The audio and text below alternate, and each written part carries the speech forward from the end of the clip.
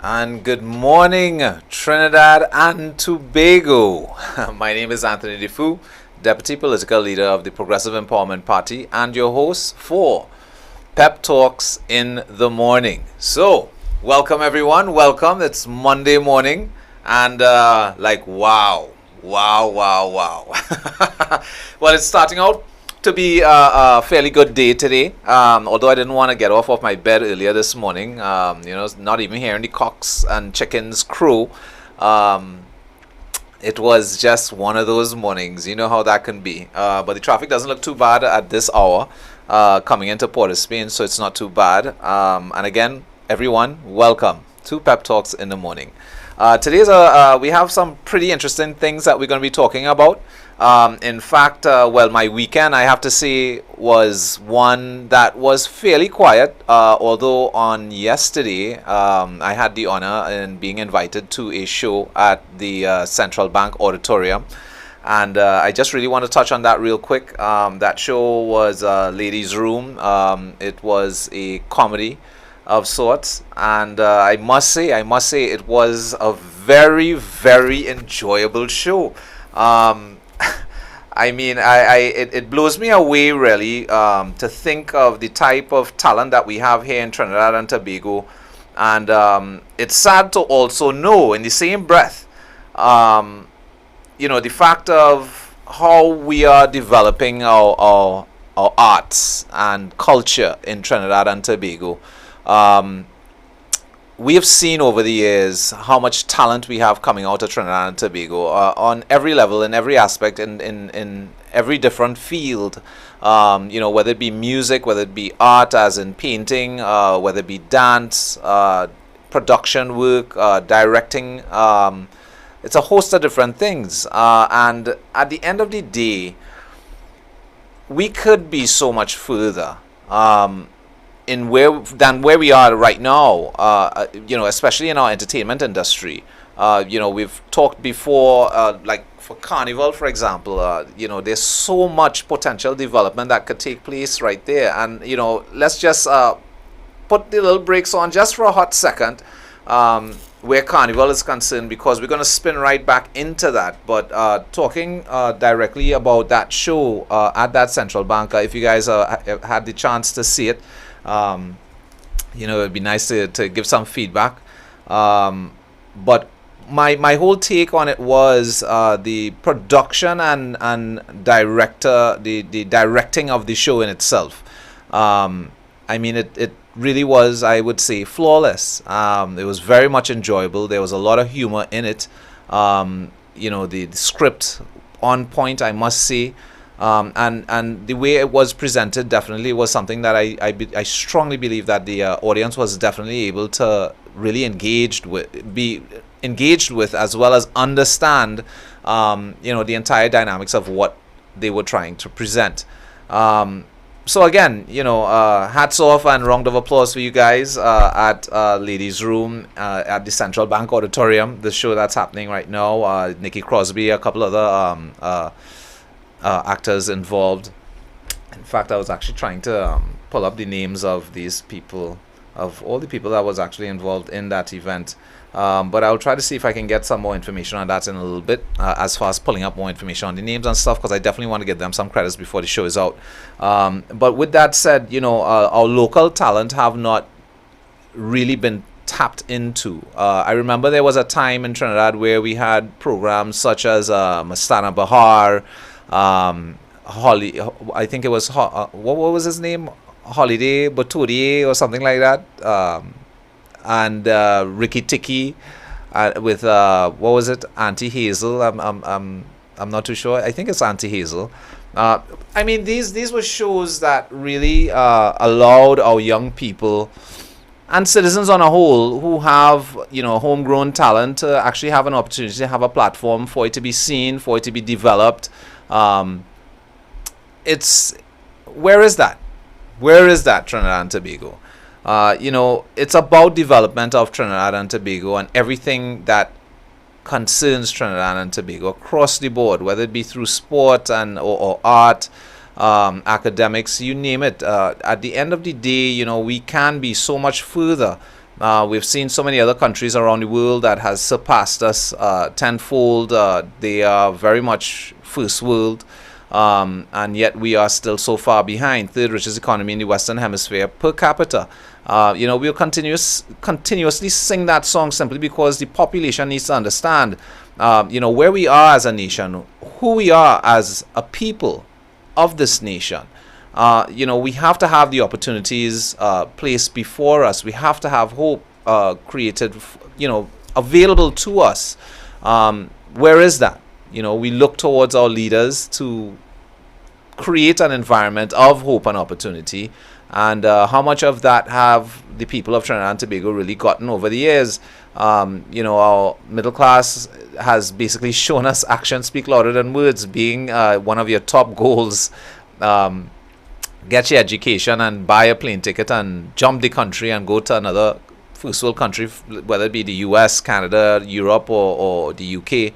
That says a lot. It says a lot about our situation on the ground in Trinidad and Tobago, where hope and opportunity for our citizens are concerned, because we're having a major brain drain, a talent drain, skill set drain out of Trinidad, and it's being applied in other countries, where those other countries, you can see that they're doing very well. And again, they're using a lot of the skill sets of our own nationals from Trinidad and Tobago.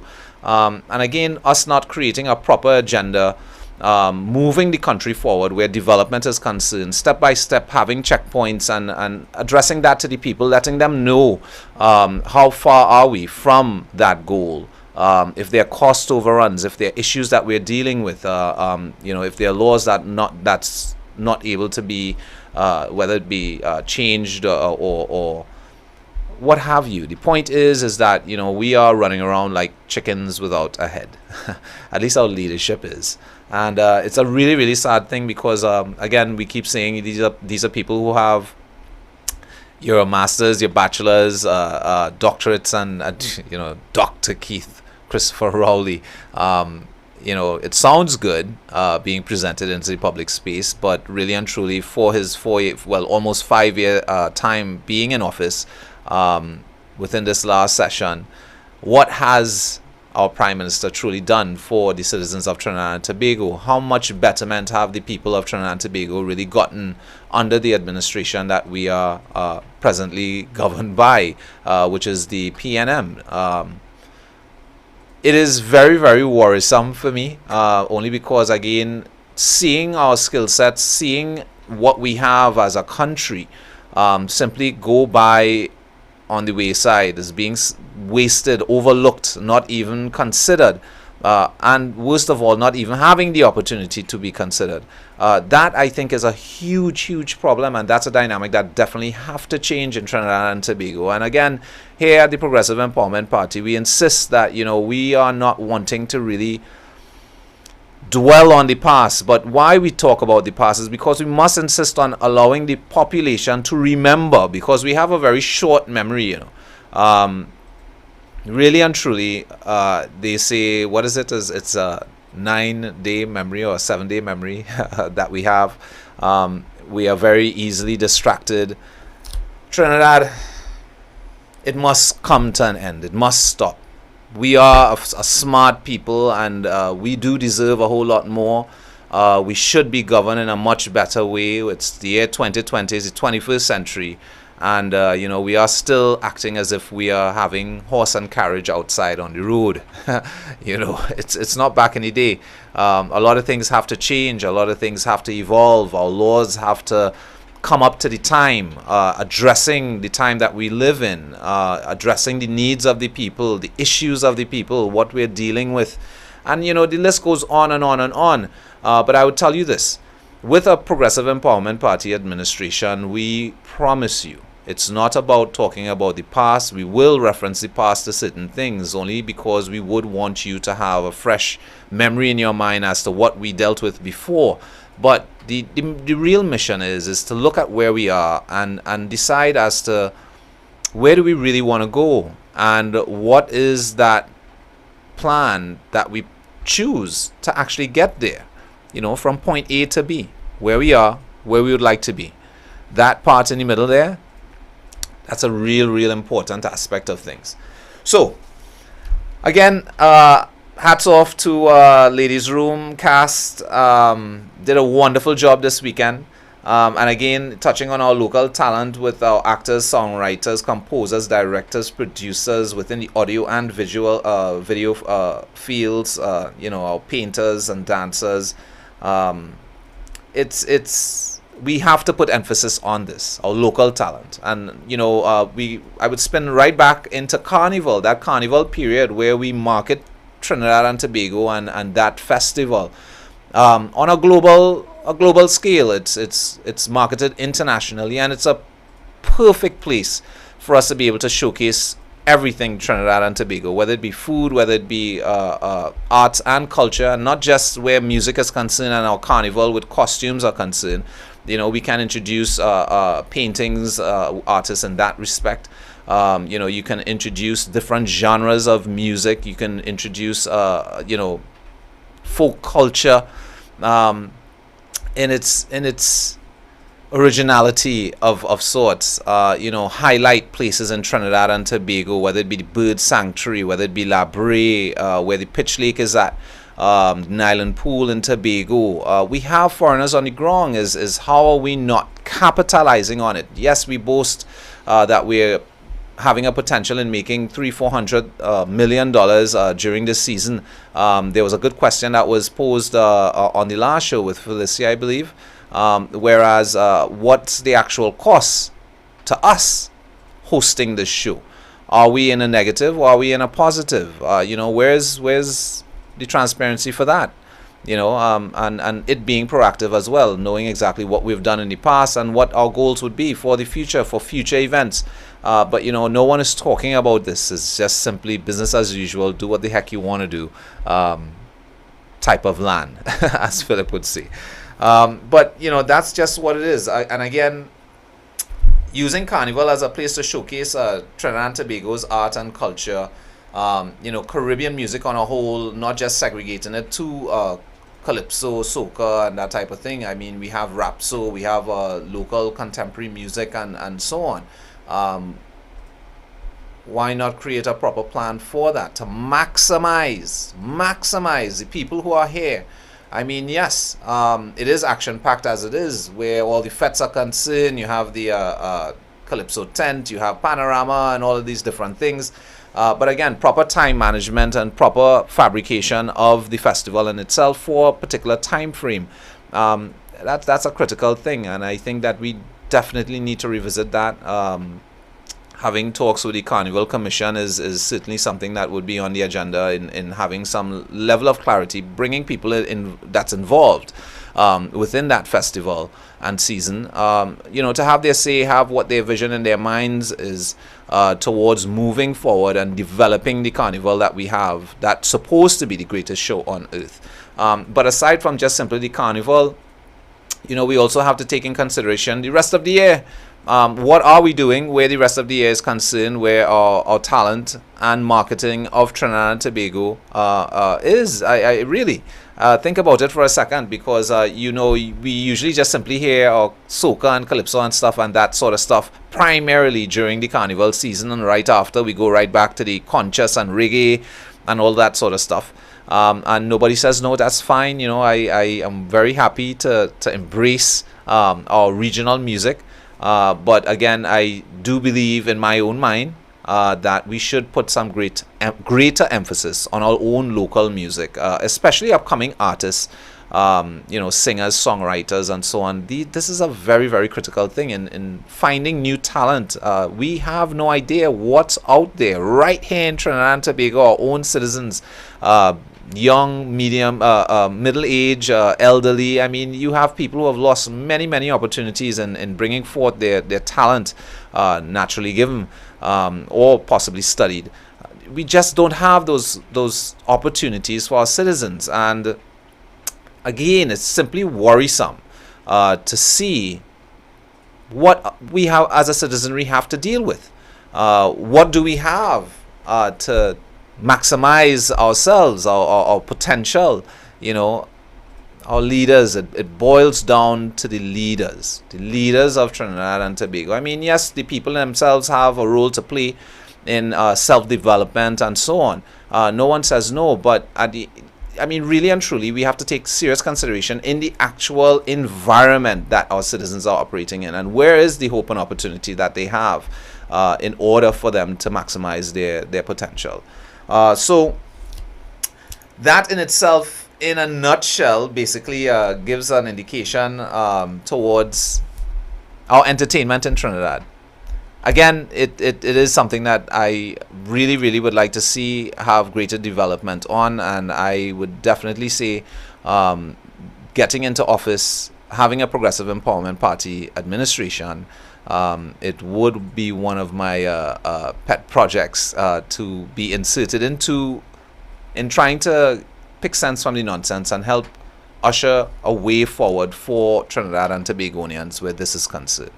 So it's a really multi-pronged approach, and it's real development that really needs to take place. There's too much money that's being spent across the board every year, and how much do we really have to show for it? You look at our carnival today; it's it's beads and bikinis. That's simply what it is: beads, bikinis, and feathers. I can't forget that, and the feathers are becoming less and less.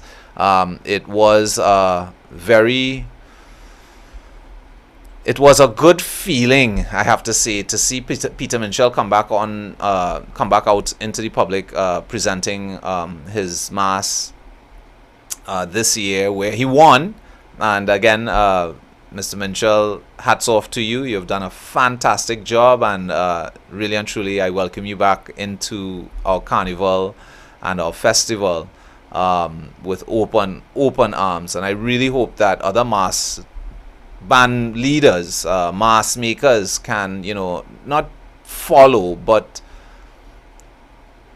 take note, let your artistic juices flow, and let's present a real show to the world, because I know we can do a whole lot better, and Peter Minshall proved that to us this year. That was mass, that was a costume, it was a performance. It was a display of what we can present to the world. And I think, we should take note of that and really try to bring greater development where that is concerned, and really put on a real show on the roads, in the city, around the country, in both Trinidad and Tobago, in presenting what we have as a skill set. Where our entertainment is concerned. We are entertainers, here in Trinidad and Tobago. Our people are very animative, and if we can be in the right space, with the right tools, right investment, I think that we can really make a serious impression on the international stage. And that's my 2 cents where entertainment is concerned. We would have other shows coming up in the future that would give a little deeper insight where Trinidad and Tobago's entertainment sector is concerned, as well as the issues being faced within this sector, and possibly solutions for us to fix these issues. Very serious. So I want to touch as well on the coronavirus situation taking place around the world. Again, I personally do not feel really safe in Trinidad and Tobago due to the measures that's been taken so far at our ports. There was a couple issues, I believe, with I think it's in a couple of the medical institutions that we have, where workers weren't getting certain things that they need to protect themselves from the coronavirus. I understand that the health minister actually has earmarked the Couva Hospital to be the hospital that they're going to use in the event that we do have an outbreak, or we have cases in Trinidad and Tobago where we would put focus for the treatment. And I would guess the quarantine would be at the Couva Hospital. That's good news to hear. It's good that the population knows exactly that dynamic in itself. but what are we actually doing proactively? How much information are we constantly putting into the public space, updating the population as to what is happening outside the shores of Trinidad and Tobago and what we can possibly expect here? How are we going to deal with these things? What is the plan, Minister of Health? Really and truly, what is the plan? As a citizen, I'm asking the question because I would like to know factual information, systematic information. How are we planning to treat with this in the event, or should I say when it gets to Trinidad and Tobago? Because that's basically the talk of the town around the world in many different countries. Iran is actually being hit pretty hard. I think Japan has a few cases. Italy also, they basically start closing down just about all major public services and schools and so on. You're seeing countries around the world taking proactive measures even before seeing or having cases on the ground in their respected countries where the coronavirus is concerned. How much of that are we doing? I mean, we still insisted on having carnival. I myself personally was somewhat against it. I actually was saying in the public space, I'm not saying to cancel it altogether, but simply we can consider to actually push it back. Having a government that can be, taking interests on the well-being of the citizenry was my point where that was concerned. Because again, you are, as a government, hearing around the world, different governments are indicating that they are preparing for this outbreak. They're watching very carefully as to exactly what's taking place in China and the other places, a couple places around the world that was affected. And I don't know, I just think that we are still dragging our feet. After the carnival, hot and sweaty, you're now going to jump up and ball and start to talk about coronavirus. And why was that the talk during the carnival festivities? Was it because we did not want to shun the population away or make anyone feel as if they're at such a high level that, we decide not to go into Port of Spain and participate or contribute towards our season of carnival? Yes, I'm sure they thought of those things and did not want to hurt the economy in any way where that was concerned. But at the end of the day, I keep saying, what is the price tag on a human life, on a Trinidad and Tobagonian as a citizen? What is that price? That's what I'm asking here. This morning, what is the price that we put on our heads as citizens? Tell me. I don't know. Tell me. I 400 million, a billion. Do you want to put a price on your life? Doesn't matter how many people. One life. Because it could be my family, it could be your family, it could be me, it could be you. The point is, what is the price that we will put on a human being's life that is a citizen of Trinidad and Tobago? In my mind, it's priceless. And we should not take the type of risks that we've been taking. And it's very irresponsible in my mind as to the approach that our present administration has been taking, especially where this coronavirus is concerned.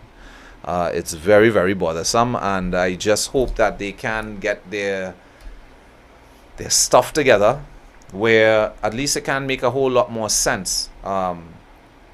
At least for the citizen, let's know and feel in our hearts, in our souls, that we are being protected, that we are being considered as citizens. You, as the government, is seeking the best interests of the citizenry.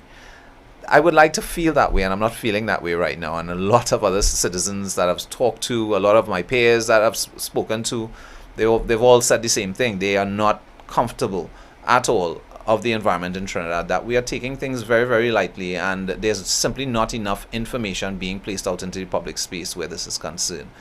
So, also our Prime Minister was having talks on the impact having the coronavirus make its rounds, what it would have on the economy.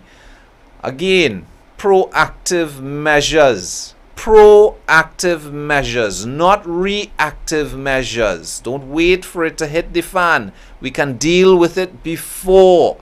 We can deal with it before. And, you know, Trinidad is in such a very ticklish place right now, simply because, you know, our GDP is next to nothing comparing to what our real potential can be.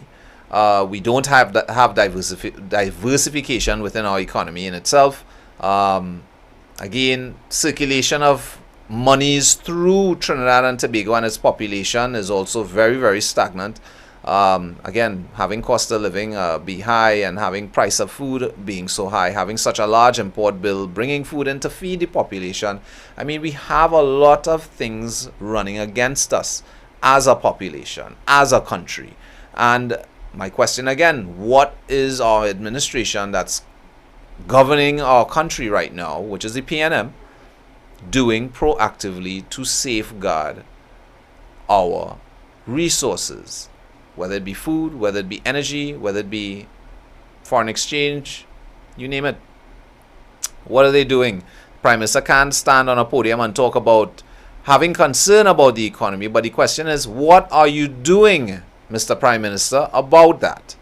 We can talk it. We've talked a lot of things in the past, but what was the proactive actions being taken by your administration over the past 4 years, going on 5, to safeguard the population from any type of distress?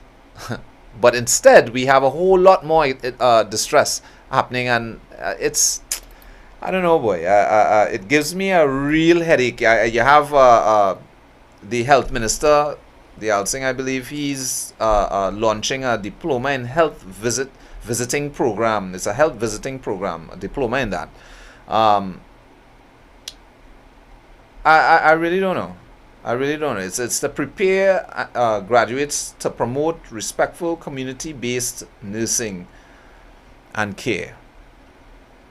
I thought that's something that we're supposed to be doing already. I mean, I can't say better late than never taking such an initiative, but this is something, again, Trinidad and Tobago, constantly we are seeing gross incompetence across the board where the PNM administration is concerned. It is worrisome, Trinidad and Tobago, and we're not trying to scare you, we're just simply trying to bring the facts for you to understand and to see clearly the position that we're in as a citizenry. Remember, we have to depend on government, on the systems government put in place, the laws government pass for us, the citizens, to be able to operate in. Are we operating in an efficient manner? I don't think so. There's a lot of things that simply makes no sense, and it's simply not being addressed. They talk of it wanting to be addressed, but have we addressed it? No. We talk about crime all the time. All the guns coming in the country. A couple of years ago, our said Prime Minister, Mr. Rowley, turned around and talk about 30,000 guns on the shores. We all heard the Progressive Empowerment Party keep saying, who was the exchequer checking guns coming into Trinidad and Tobago? How did he come about that figure? Why have he not told the population what is his source of that figure? 30,000 guns? Okay. Let's swallow that for a second. 30,000 guns. So what action are we taking right now to stop any more from coming into the country? What? Key aspect to that, because we're not making guns here in Trinidad and Tobago. We're sure of that. And it must be coming in some way. It's not coming in, as far as we see, in any great bulk, in any great fashion, by air. But we have recognized that there's a pipeline of sorts that's coming in by sea. What are we doing about that? What? 4 years in administration, budgets, billions of dollars being spent every year, and yet the borders still are not secured. Question is, why? They have a plan to secure the borders, and the question is, why? Why have not the borders been protected? Why have the borders not been secured? These are questions we constantly ask, and we even put it into the space of our ministers. And as usual, they look down to us, they shrug us aside, and they deflect the question and never answer us straight and never give us a direct plan as to what they plan to do, time frame, cost factor, benefit to the population. But we still say it's okay. Anyway, we're going to stick a pin right there. Again, welcome. We're doing it. We time check right about now. It is 6:30. Well, actually 6:31. Just changed on me right there. So I think we're going to go to a quick break. So we will be right back. Antel is Trinidad's most reliable and technically experienced ICT company, providers of quality structured cabling, Cat6 data fiber and power cables. We also stock cabling infrastructure basket-type cable trays for server rooms and data centers. Antel also installs and maintains video security systems including cameras, alarms and electronic entrance locks for businesses and residential properties. Call Antel 674-1406 or 783-9250. Trinidad and Tobago is in a crisis. For far too long, our people have been abused and silenced by our politicians and the business elite. Just look around you. People are losing their jobs. Crime is at an all-time high. Our justice, education, and health systems have failed. We all know the truth behind all that is wrong in our country.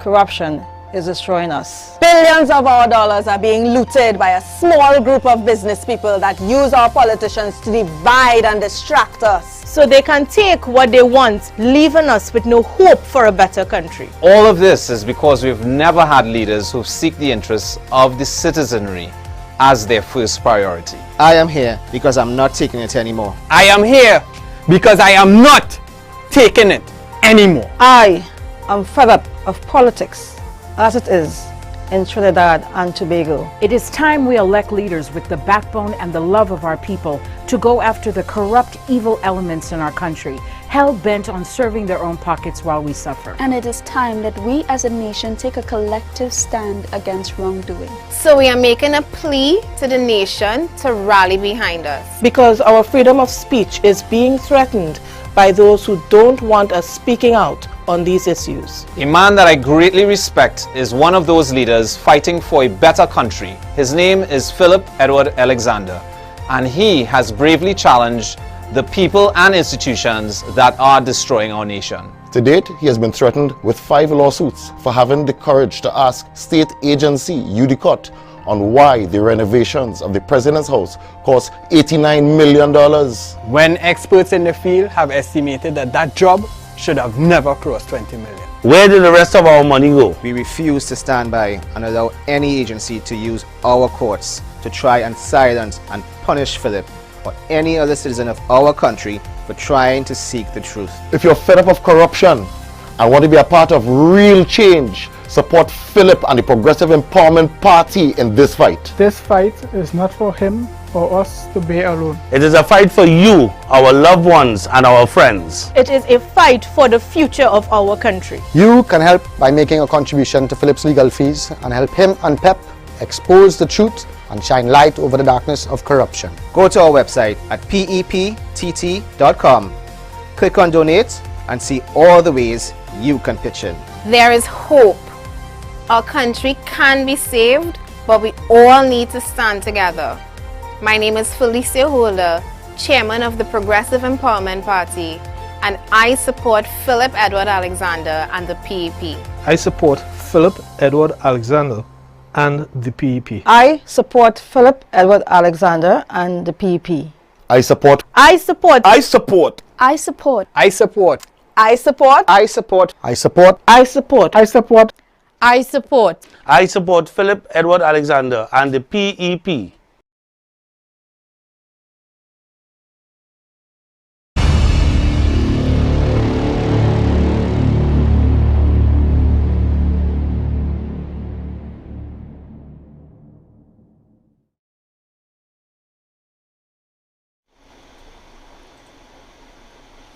And welcome back, Trinidad and Tobago.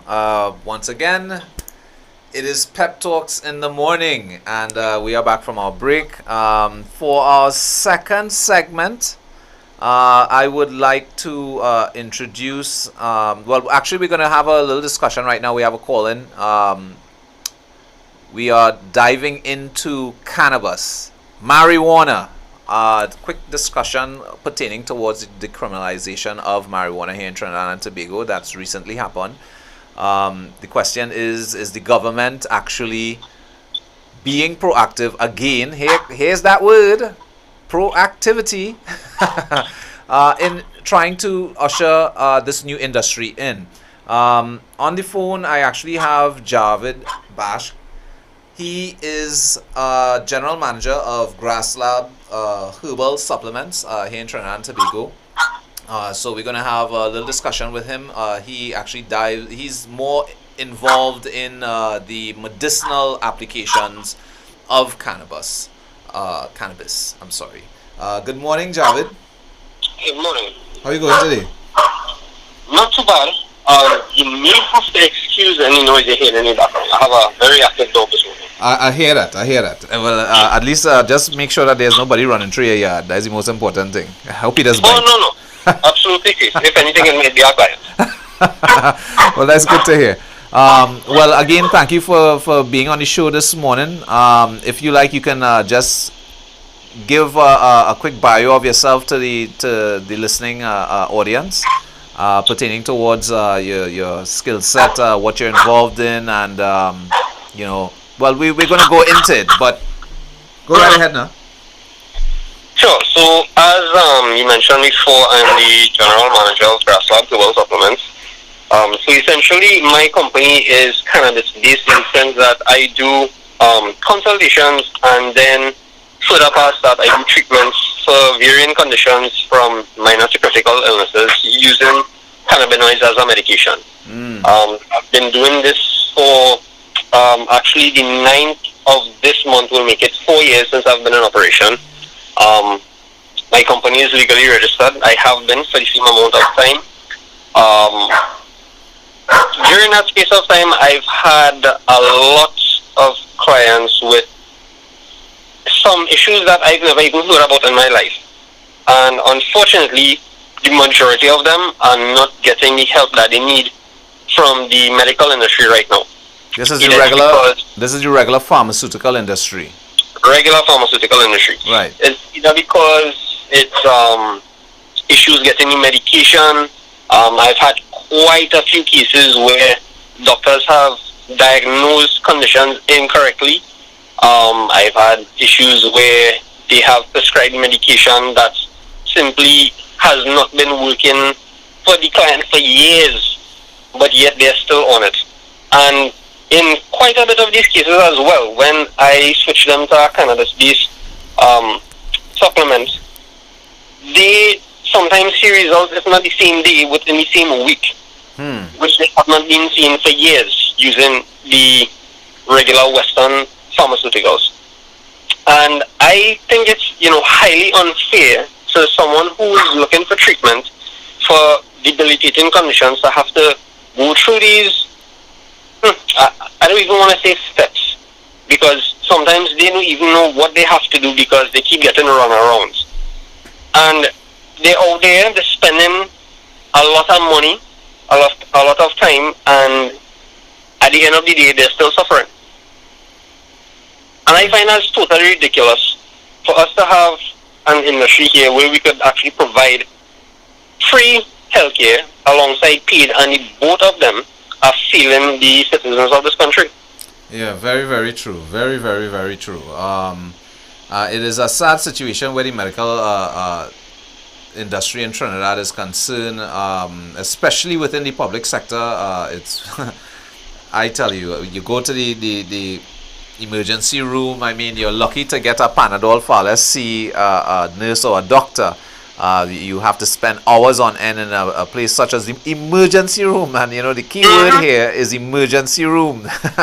Exactly. Where you should be treated right away. There must be a system in place where you're able to deal with patients coming in, no matter how frequent that might be, and the number. You must be able to have some type of census of sorts, and knowing the type of traffic flow you have. throughout the year, for 365 days a year, and you can build a chart from that, from over the years, and develop a system where you can have an idea as to when during the year, when during the day, whether it be night or daytime, where you have a high influx or traffic flow of people coming in injured for whatever reasons, whether it be due to a gunshot wound or accident, man falling off the tree, whatever the case might be. Of course, they don't seem to be building any data at all. Correct. They are not building any major data, and even if they are, it's not being applied correctly. Where at least the development is concerned, bringing greater efficiency to the entire scope of things. But I understand exactly what you're saying, because myself, being in the optical industry, one of the main reasons why I have been an advocate for the legalization or decriminalization of marijuana was primarily because in the optical field, for example, glaucoma patients, they benefit tremendously due to the consumption of cannabis. And again, like you said, it's unfair because for the regular pharmaceutical drugs you buy over the counter prescribed by a doctor, which is basically synthetic drugs, there are many side effects that's attached to these drugs. No one is talking about that. No one is bringing that in depth into the public space and allowing people to understand exactly what it is they're doing. Now again, I simply look at it as taking forward actions, taking a leadership role of sorts, getting the proper information, and again creating an environment of a level of betterment, something that has hope and a level of opportunity. And I don't think that we're capitalizing on that, especially where the government presently have decriminalized marijuana at the beginning of this year here. They are still, I hear the AG talking that they still have to talk to the Ministry of Agriculture to talk about seed stock and all of these different things. I mean, it's right. What are these people? If they had this plan, right, as the AG said, this was in works for years, why do they now have to go to the Ministry of Agriculture to see how to set things in motion? Thank you very much. Absolutely correct. Why? How are you able to even pass a law like this that has such potential within the industry now being opened up to the market, now being decriminalized? And you're now doing inter-ministry consultations. This is it. Backward. Absolutely backward. It makes no sense, Javed. I can't wrap my head around it. And these are people who, again, we are considering leaders. We have a vast majority of the population which, place these people into that parliament, and their only purpose there is to really bring betterment to the people and to make sense of the nonsense that we're living in. But instead, I see us having to deal with even more nonsense that simply is not making sense across the board. At the PEP here, we have been advocating for the decriminalization of marijuana, and it was not primarily for the recreational aspect of it. It directly was, we wanted to put greater focus on the medicinal as well as the industrial aspect of it, because we know that's $1 billion industry by itself, and we have not even included the recreational aspect where that's concerned. But just looking where for you are dealing with the medicinal aspect of it. What are the different ailments that you can possibly tell the population or listeners that you can benefit from the consumption of marijuana? I've had success cases with persons with multiple sclerosis, cancer. Now, the thing with these conditions is that the word on, and I have to say the street, is CBD could help with practically everything. What is that? CBD? Yeah, CBD could help with practically everything. So and I have to say the word on the street because this is not something that persons like myself would agree with. Right. CBD is an essential super supplement. Right. But it does not cure everything. It does not help every condition, because while people are focused on this one cannabinoid called CBD, there are hundreds of others. CBN, CBG, CBV, CBC, and the list goes on. And this is apart from THC. In fact, when it comes to CBD, there's CBD and CBDE. Both have different applications as well. So what I've noticed happening on the ground level is that a lot of people running these claims, but they not basing it off any information rather than what they hear in a general sense. And I think there's a serious lack of information being circulated in terms of cannabis as a medicine, where people would think that, okay, this is a miracle drug, let me try it, and if it doesn't work well, it's just a fairy tale. Right. But in most cases, because of the condition, CBD may not always be the right cannabinoid for that condition. So as I mentioned cancer just now, it would depend in a case like that what type of cancer it is. Right. For example, CBD tends to work better with hormonal types of cancers, like prostate cancers, breast cancers. But it's not as effective with certain other types of cancers, where a person would pick any THC or THCE.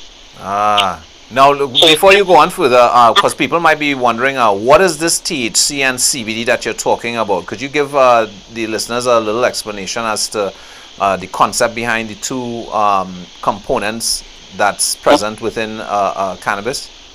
So all plants, trees, fruits, they contain various makeup of different chemical compounds. The cannabis plant has something called cannabinoids, and while you might find other plants in the plant kingdom with similar types of cannabinoids, cannabis has the highest concentration in the plant kingdom of these cannabinoids. So the cannabinoids would be, as I mentioned before, like the CBD and the THC, which would happen to be the two most common. So CBD stands for cannabidiol, and what that does is it provides certain types of relief from certain conditions. So it works well as an antibacterial, as an anti-inflammatory, anti-epileptic.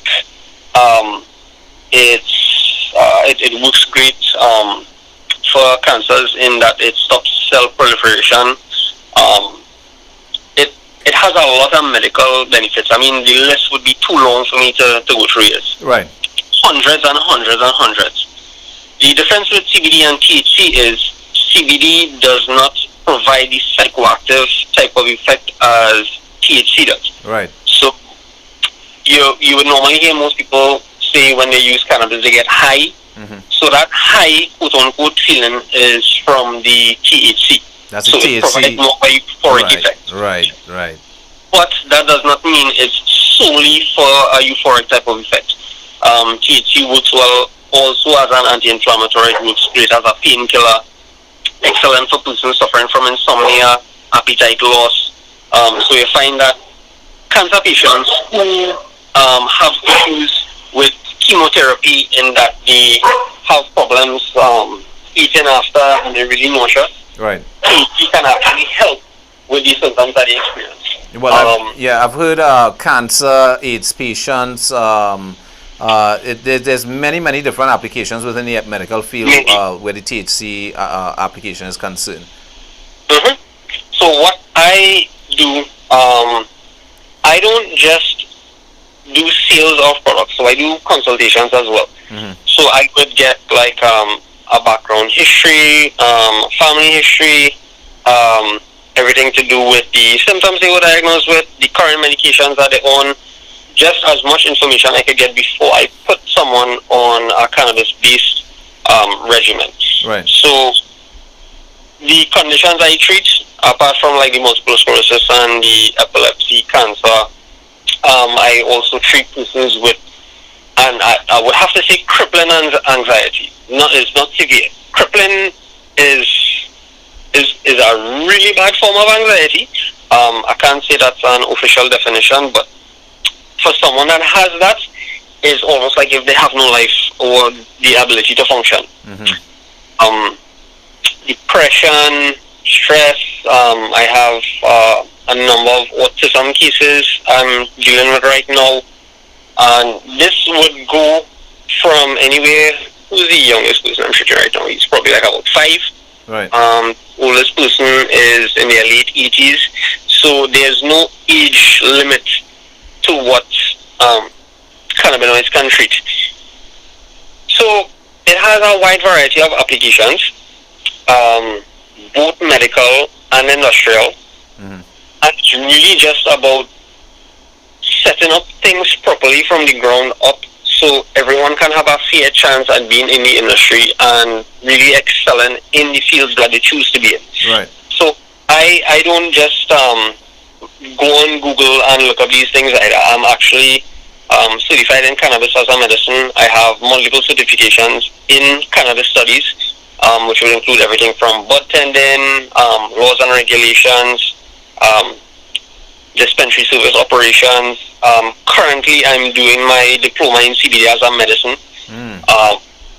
I'm also, as soon as that's completed, I'm also scheduled to do my diploma in CBD as a veterinary medicine as well. So the scope of this is so big. There's room for everybody that has an interest in it.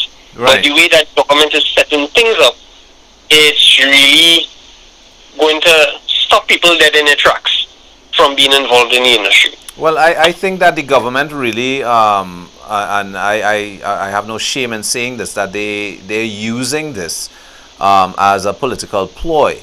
It's an election year. Yeah, it's an election year, and you know, you have a lot of, I know that they are trying to target a large base of the young people, and thinking that the emphasis should be placed on the recreational application, where they give the decriminalization and say, all right, you can grow 4 plants in a yard per person, and even that in itself at the beginning, it was just absolutely ridiculous to hear our AG talk about. Initially, he was saying 4 male plants, and I'm asking the question: how is this man could come into the public space and say that we are able to grow 4 male plants? That's in itself, what I can't understand, you know. well, that in itself, I can't understand is him saying that his forensics department issued this information. Tell me this thing, and they had to go back and change it and put it as 4 female plants. But again, that is simply to show they did not do their homework, and they truly had no idea as to what they really had planned in the decriminalization process. Exactly. Right, exactly. Because you can govern cannabis now that it's decriminalized. The same way we govern cigarettes and alcohol, we can do the same thing where cannabis is concerned.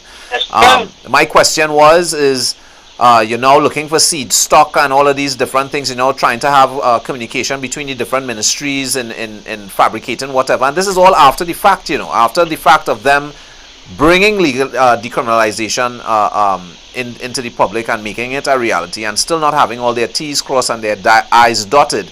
And that's a major issue for me, because you know, you're just listening to you, and you are talking from a medicinal standpoint, and that's just one industry, because we have not even scratched the surface on the industrial industry in itself of cannabis.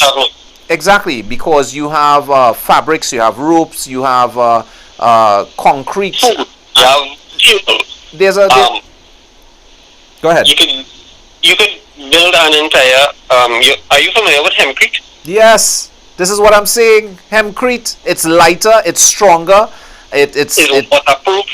Listen. It is. It is unbelievable. It is unbelievable to think that we have not even scratched the surface. We are not having any public discussions through the state in bringing greater development towards this new industry that's been introduced to us, basically dropped in our laps, but yet have no type of system, laws, protocols, policies in place in how we supposed to operate in this new environment. This is absolute madness in my mind. And I mean, you know, I've been myself advocating, and you know, we know each other for some years now, and I know you've been advocating too, and several of our peers advocating for the decriminalization of marijuana, and we had a clear idea as to how it should be. Not saying that it has to be set in stone. The point is bringing all the invested interest seekers together people who, like yourself and other people across the board, together, having a round table of sorts, having a public discussions where this is concerned, because there's been a lot of propaganda over the years where cannabis is concerned, simply because, you know, well, this is it. It was, you know, a drug that could be classified with cocaine and all this sort of madness, when in reality it's not. It's not. It simply was a propaganda campaign on an international level. And it worked. And it worked, correct. Because it worked with me as well. I was against cannabis for the majority of my life. I remember that. It saved my life. It literally saved my life. So, why go along, and this is what the government is actually doing in the background. They're still going along with the propaganda, in that the information that they gathering, they're using that false information, they're using incorrect data, they're using out-of-date data to formulate the laws by which we operate with regards to cannabis. Well, I think they have an agenda for themselves pertaining towards this. And again, all out of the gates, I see it's being used as a political tool because it's an election year. But outside of that, just the steps that they're taking, it simply makes no sense, because we have our Prime Minister talking about diversification of the economy, yet for the last 4 years there has not been any type of motion in play by the government of the day to try to really try to diversify the economy of Trinidad and Tobago. And you know, we've just shot ourselves in the foot, basically, where Petrotrin is concerned, our real money driver over the years, over the decades. What are we supposed to look towards now? Now that we have the decriminalization of marijuana taking place and is available to the population, it's law. The point is that there has not been proper systematic procedures and policies for the development of this new industry. And it's very worrisome, because, you know, we see Colorado, places like LA or California, places like Amsterdam, other places all around the world that has either legalization or decriminalization of marijuana. We see how much of an impact it's made on the economy. You know, I spoke a little earlier in the show where the Prime Minister is talking about the coronavirus and the impact that's going to possibly have on the economy. I mean, even if the coronavirus doesn't even get to Trinidad and Tobago directly, God bless us if that actually happens. But the point is that it's affecting other places around the world and other key places around the world, which, you know, you're talking export has to halt basically. You know, the transfer of product and services is going to slow down, and that's going to have a major effect on the economy of Trinidad and Tobago. What are we doing internally on the ground in Trinidad and Tobago to safeguard the population, to safeguard the economy on a whole, as well as boost and create a more efficient health system, for that matter, to possibly deal with this outbreak once it gets to the shores of Trinidad and Tobago? I mean, what are we really doing? I don't think they even know. I would have to agree with you with that, 110%. They don't know, and they keep proving it time and time again. I keep saying they are showing the level of gross incompetence that they are presenting to the population, and my question is when are we as the population going to actually wake up and smell the coffee and realize that these people really have no idea, no clue as to what it is they're really doing in that parliament? And you know, I have to hit UNC for 6 Saudi Park too, because they themselves, they are in opposition. They are supposed to be basically the keepers of our democracy, making sure that the government of the day, which is the PNM, doesn't misbehave in public office, does not you know, basically take the population for granted or guide them in a wrong direction. And as far as I see it, they've been guided in a wrong direction, simply because our cost of living has gone up so much. Our gas has gone up 2-3 times over the past 4 years. You know, our value of the dollar is almost nil, really and truly, comparing to what it was. I mean, we don't have spending power on the ground. Crime is totally out of control. The health sector is shut. The education system is simply not making sense. I mean, there's nothing in Trinidad and Tobago that can have work. no sustainable industries at the moment. Correct. All the industries that we've had has been decimated. I mean, you're talking about the cocoa industry, gone. You're talking about the sugar industry, gone. I mean, we've had said to us that we have the best cocoa in the world, we have the best sugar in the world, our agriculture. I mean, why have we not put greater emphasis on our agriculture here in Trinidad and Tobago? And I mean, we're talking about cannabis here this morning, and really and truly, that is a dovetail where agriculture and our agriculture sector in Trinidad and Tobago is concerned, because you're talking about acquiring lands, and we are talking where the cannabis industry is concerned, where the medicinal aspect is. But again, same farming. Let's flip the script where food is concerned, making ourselves food independent, not having to import such a heavy load from outside the shores of Trinidad and Tobago to feed the population. I mean, who is looking at these things? Who is making plans and policies within either administration of either the PNM or the UNC in trying to bring a level of sanity to Trinidad and Tobago? You know, just day before yesterday, I had a post that I had put out on the same cannabis issue, where the UNC had mentioned a few weeks ago, or a couple months ago actually, that their promise to the nation being placed back into office would be to generate 50,000 jobs. And my question was, and that was it, full stop. They didn't mention exactly how they were going to go about doing it. What was the plan? What was the policy or the initiative in itself, in which industries we were going to tap into to try to get our population working again? And it's simply ironic to see that they themselves could not say on a public podium exactly the systematic way in which they plan to gain 5,000 people, 50,000 of our citizens getting employment.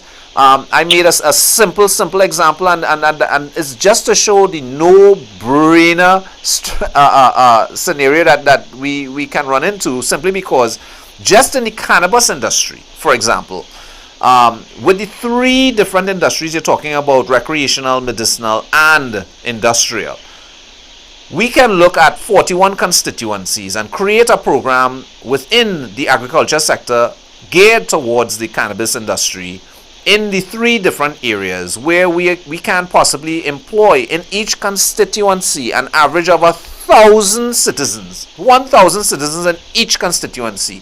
How many constituencies do we have? 41. That brings us to 41,000 citizens that have potential work.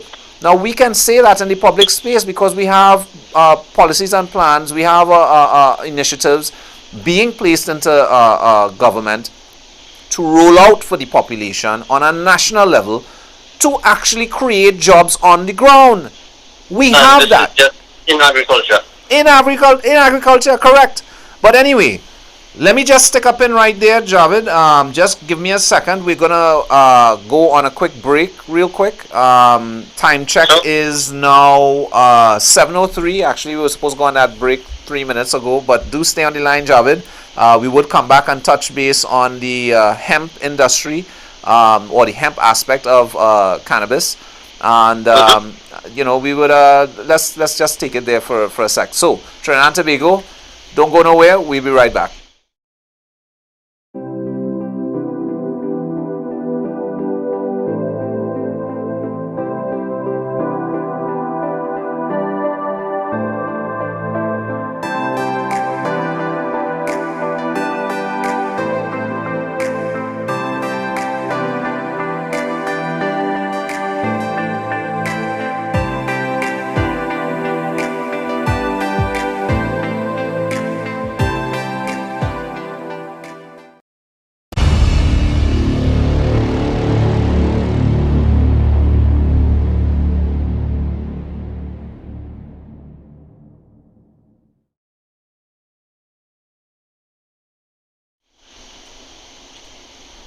So once again, Trinidad and Tobago, again, welcome for those of you now joining us to Pep Talks in the Morning.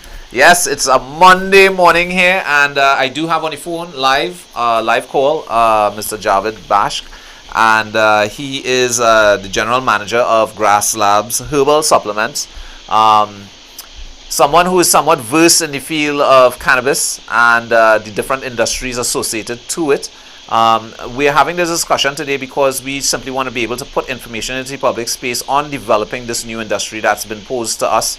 Fortunately, yes, we do have it decriminalized, but systematically, it's not set. it's not in place, and we're just trying to identify the different areas that we can have addressed or to put focus on in the development of this new industry, because we strongly believe that this can be a great contributor to the economy of Trinidad and Tobago, or GDP, and helping empower as well as getting jobs for people, reviving the agriculture sector in Trinidad and Tobago, again, not just for food, but with the application of cannabis, marijuana. So Javed, how are you going, bro? Pretty good. Right, so we had a little discussion earlier there on the last half-hour segment pertaining towards the medicinal aspect of cannabis. I want to just touch a little bit more right now on the industrial applications of cannabis as it is, and how we as a country can benefit from this industry. So what's your take on the hemp side of it? Because hemp is something that you don't get high from. You don't get that euphoric feeling. I don't think that it has any high CBD or THC content in it. Am I correct? Actually, it does have, well, that's like the simplest way you can separate the difference between cannabis and hemp. So before I mentioned the cannabinoids that you get from the cannabis plant, so it's essentially cannabis family of plants. Hemp has higher concentrations of CBD than THC. The cannabis itself that we know as marijuana contains higher levels of THC than the CBD. Right. Now you can also breed varieties where you could eliminate by a process of breeding out essentially certain cannabinoids from certain plants. Right, where you can have a way higher content of the CBD predominantly versus having much, if any, of these THC. THC, right. Right. So you can also smoke hemp flowers. They produce the same types of buds as the regular ones we know from the cannabis plants. It's just, again, the THC content is very low, or you could say like undetected. It's usually 0.3%. That's less than 1%. Right? So yeah, it's practically not there. But it's not ideal if you're doing like treatments to use one cannabinoid only. A multitude is recommended. So you would find a host of those in the hemp plant as well, just minus the THC. So you'll find like CBG, you may find some CBC, CBN, and this is using hemp in a medical aspect as well. Right. And this is one out of many, right? So let's say you plant an acre of hemp, right? So hemp usually takes about 90 to 120 days from seed to harvest, right? 1 acre of hemp could produce as much fiber as about 3 acres of cotton. It uses about a third less water during the course of its lifetime. And of course, you can use cotton to create a variety of textiles and fabrics. Right. So you can replace cotton outright there with hemp. You get enough faster turnover. It's costing you a lot cheaper. And it's actually much, much stronger than cotton. It lasts twice as long.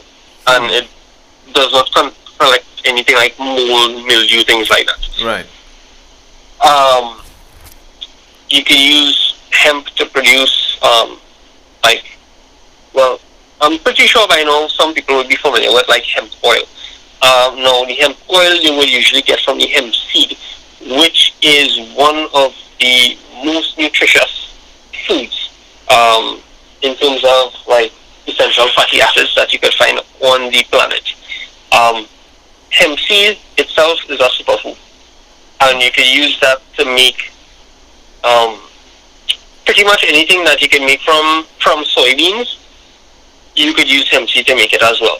So butter, cheeses, milk, oils. So you could change your entire dietary intake right there to be more supplemental.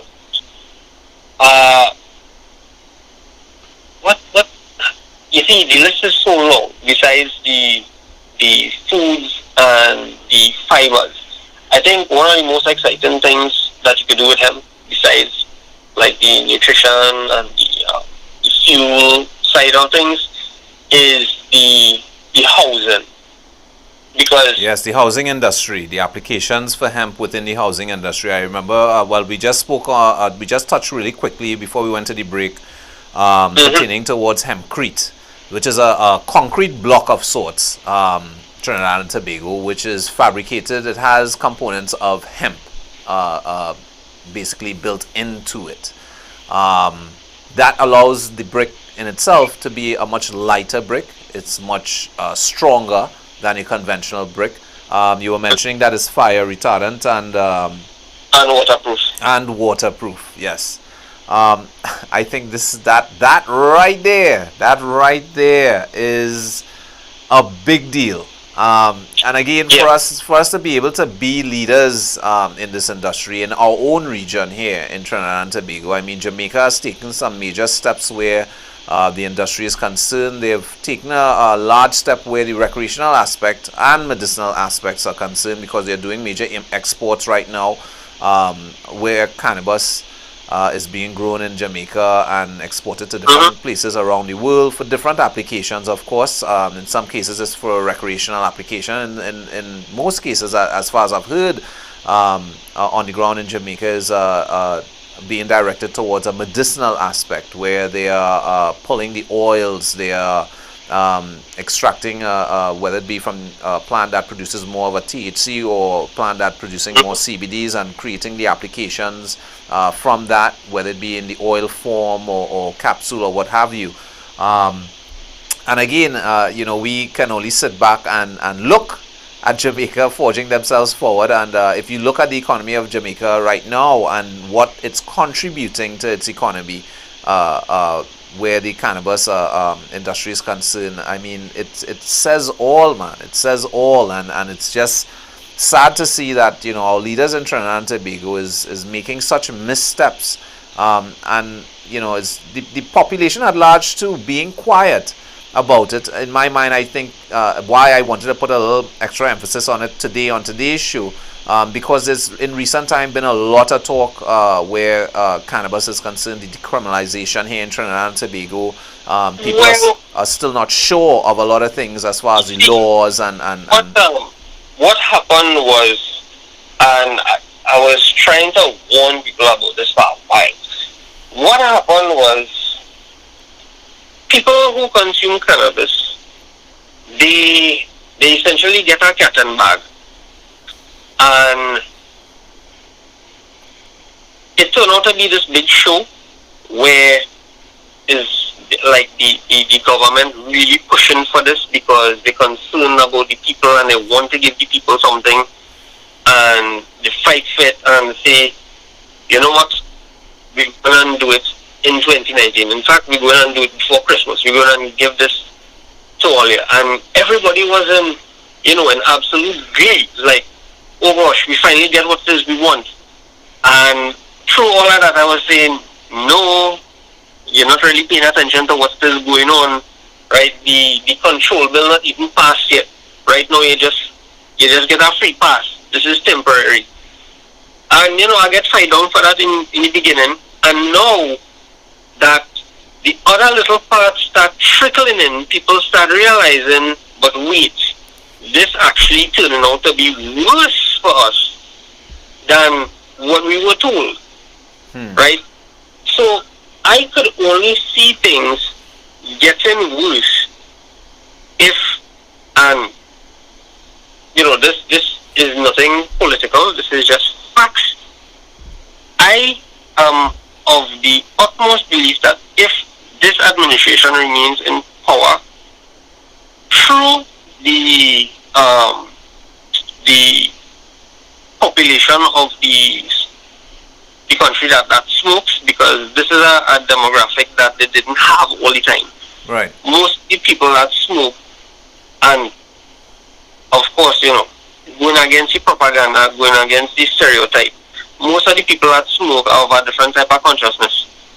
Right. We don't fall into the standard, everybody doing this, so we will do this kind of thing too. No, we tend to look at things differently and process things differently. And you find that a lot of the smokers are not voters. So what's the easiest way to try to get them on your side? Yeah. Decriminalize, put it out in the public space, make them think that they have just won something that, they've been broken for such a long time. But then you start their tunes.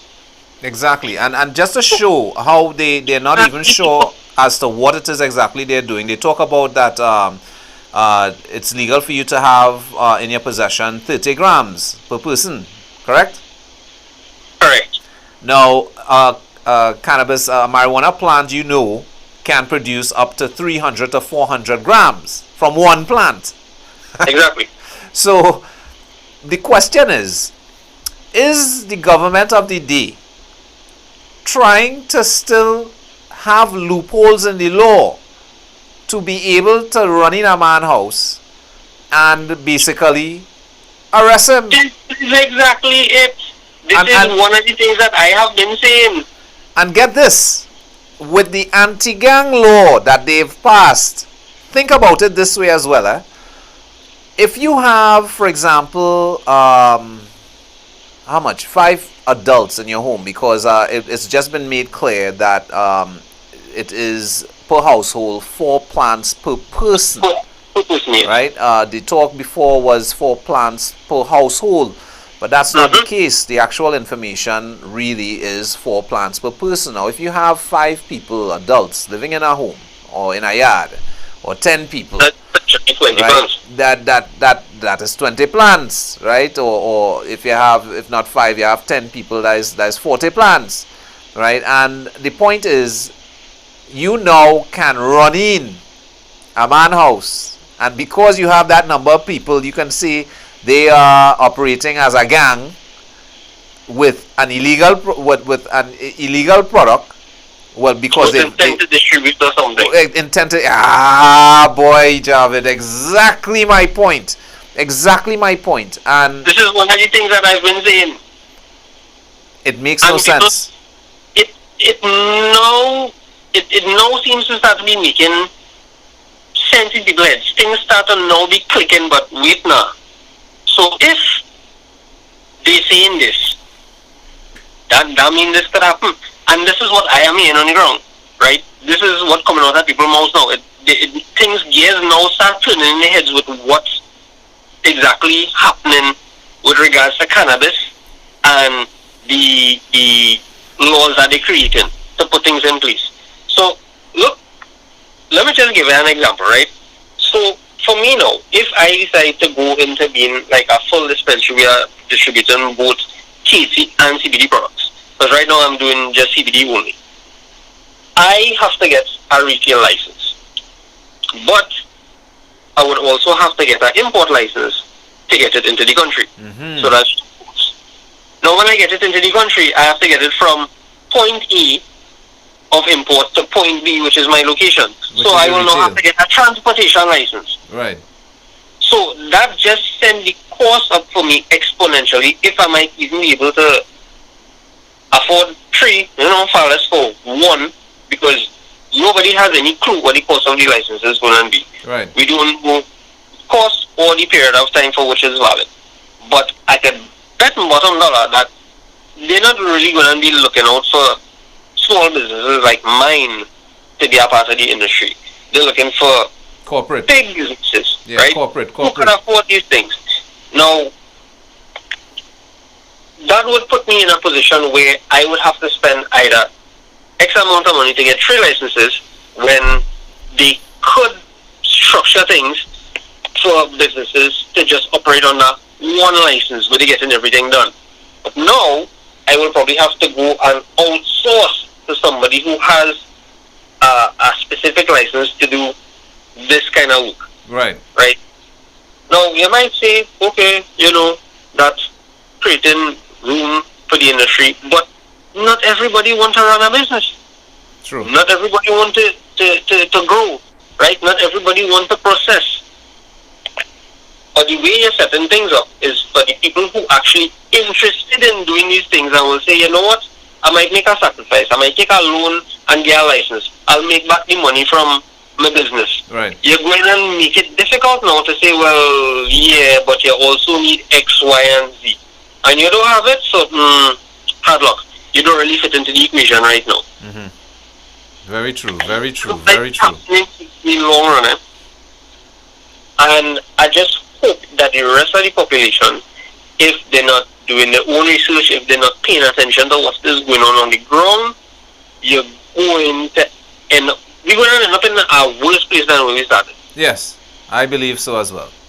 And the signs are showing it, and you know, basically how the system is running, how they're systematically putting things in the public space, you know, you can see there is something else happening that the population is not aware of, because, you know, again, having this discussion with some other peers of mine with the same issue pertaining towards anti-gang laws and whatnot, and the fact of us only being able to have a 30-gram quantity, but yet a plant is producing up to 300 to 400 grams, and you're telling people that they can grow 4 plants, and that is per person in a household. So you have a number of people in a household, and you have a little mini farm basically in your backyard. You run the risk of having your assets seized, police running in your yard, you know, seizing your home and everything else under the anti-gang law. You know, it's a lot that literally can happen. So there's a 619. You're telling people they could grow 4, but in reality, all they could only grow 1. Not even. Why? Not even. Because exactly, that's like a fraction, a 1/8 of a plant. A 1/8 of a plant, right? Exactly. So what do the people really have that is theirs? Nothing. Yeah, and it's why I think that they're stifling the conversation and information line where this is concerned, simply because, again, they have their ulterior motives, in my mind, as far as it's simply being used as a political tool because it's an election year. You know, it's not now they've been talking about the decriminalization of marijuana. In fact, they were talking about that since 2019, in fact 2018, and they had earmarked, I think it was June of last year, that it was supposed to be decriminalized. That never happened. It went on for months. No one said anything. No one was talking anything.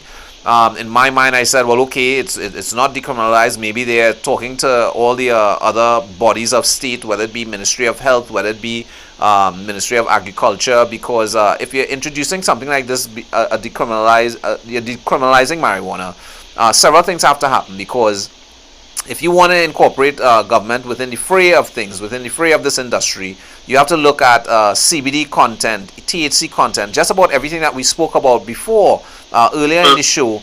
There must be bodies to have a quality control, and you know, you understand what I'm saying?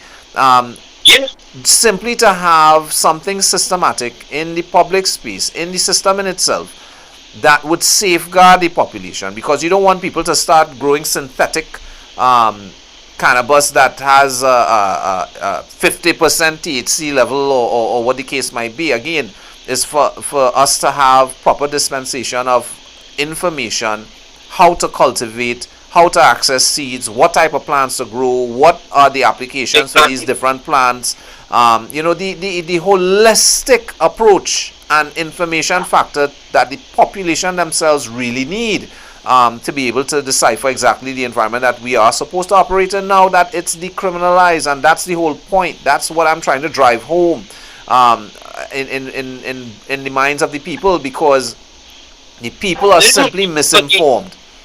For the length of time that I've been doing this, I've, you know, met various people within the industry in Canada, in the US, in the UK, and they absolutely love our climate for growing. Yeah.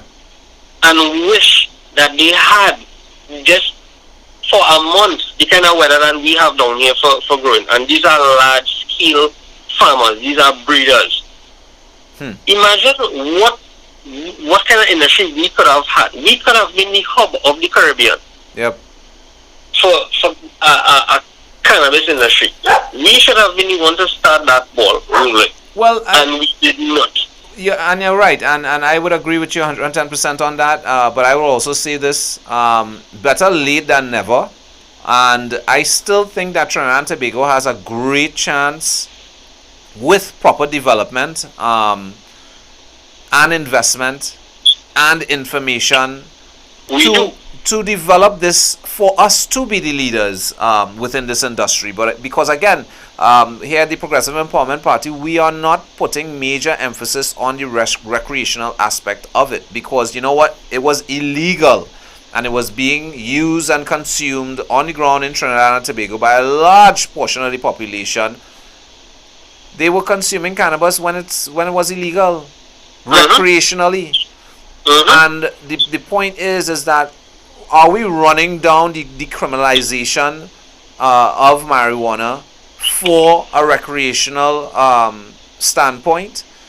In my mind, I think not. And again, within the Progressive Empowerment Party and the policies that we are looking at with development of this new industry, the focus that we would want to really place is within medicinal applications as well as the industrial applications. I mean, we have a policy right now, we want to have home ownership for all. And that is not segregated to simply the upper class or the middle class. We want the lower class as well, minimum wage earners, to have an opportunity, once you have a job, to be able to own a home.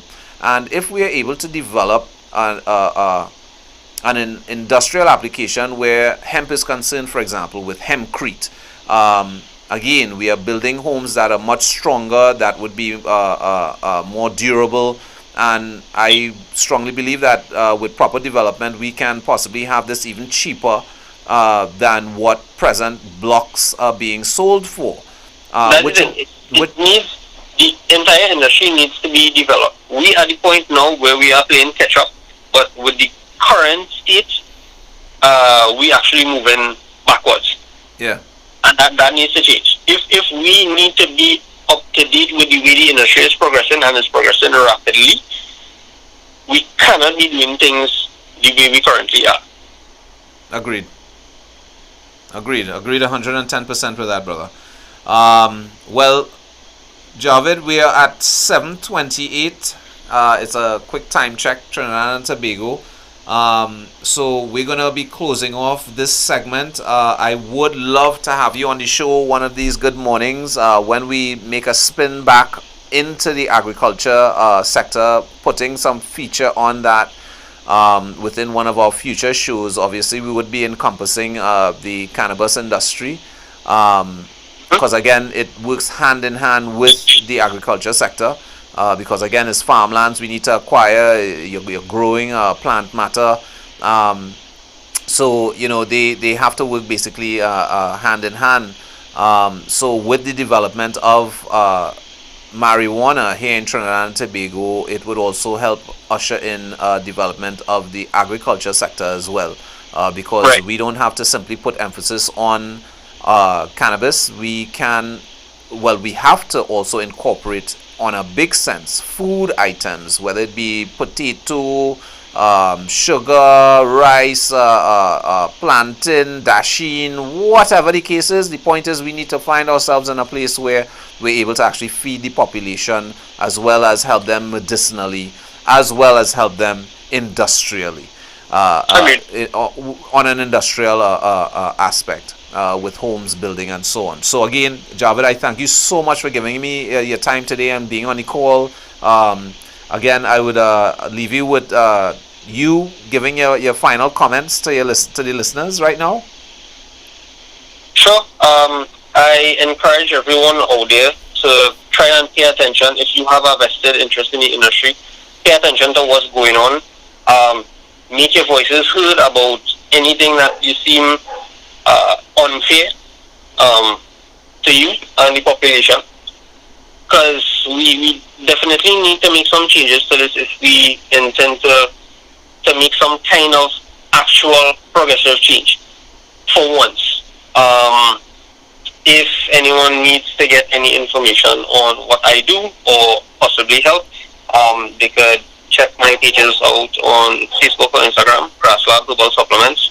And if anyone needs to get any information with regards to like education and awareness, related activities, they can check out Cannabis and You, also on Facebook and Instagram. I'm the CEO of that group, and we do essentially anything knowledge-based with regards to cannabis. Wonderful. So, yeah. Well, again, Javed, I thank you so much for participating in today's show. And like I said, we would talk off air, and we would set up something if you're able and capable to come down to the studio and be on set. Would be absolutely great. We would see if we can have a couple other players involved as well that can be a part of the panel and have an open discussion towards the policies that the Progressive Empowerment Party is trying to present to the public space, as well as in your minds, within your peers, what you've been seeing on the ground as far as moving the industry forward in your mind. So let's see if we can actually mesh these things together, if we're actually talking on the same page, because so far I've seen we're actually talking on the same page with the different initiatives and policies. So I'm really, really excited about that. And definitely, brother, thanks again, and certainly look forward in having you on the show in person on a future date. Very welcome. Well, thanks again. All right, brother. Have a good one. All right. Take care. All right, Trinidad and Tobago. So that was Javed Bash, General Manager of GrassLab Herbal Supplements. We are going to go to break right now, and when we come back, we're actually going to open the lines for you to do a little call-in. In fact, that number would be 347-4737. You can give a call and, let's have your say. Again, it's Monday morning, 2nd of March, 2020. Beautiful morning. Pep Talks in the morning. Public health in Trinidad and Tobago is a catastrophe. It is a fiasco. It is the 6th and 7th circles of hell. Some people say public health in Trinidad is sickening. The Prime Minister agrees. Judging by his latest decision, 4.5 years later, as Prime Minister, the man who spent upwards of $25 billion on public health in this country has chosen once again to seek his own health care in other jurisdictions. Public health in Trinidad and Tobago has never worked to the benefit of the public under no government at no time. We, the people of Trinidad and Tobago, are spending money we do not have, building hospitals we do not need, in a public health system that does not work. The Progressive Empowerment Party suggests that in place of the fiasco that exists as our public health system, that we replace it all with 41 public health centers, one for each constituency, operated 24/7, managed by nurse practitioners with on-call doctors capable of treating dental, optical, and medical emergencies, to function as 41 emergency rooms in this country, equipped even for minor stabilization surgeries, and with dedicated ambulance service. This would function far better than the chaos of the centralized public health system that does not work. How it should work, how it works in foreign jurisdictions. A call to a call center should be answered by a trained operator who knows how to ask proper questions so as to guide paramedics listening in on the line as to what your condition might be, so that they can prepare to treat with you when they arrive.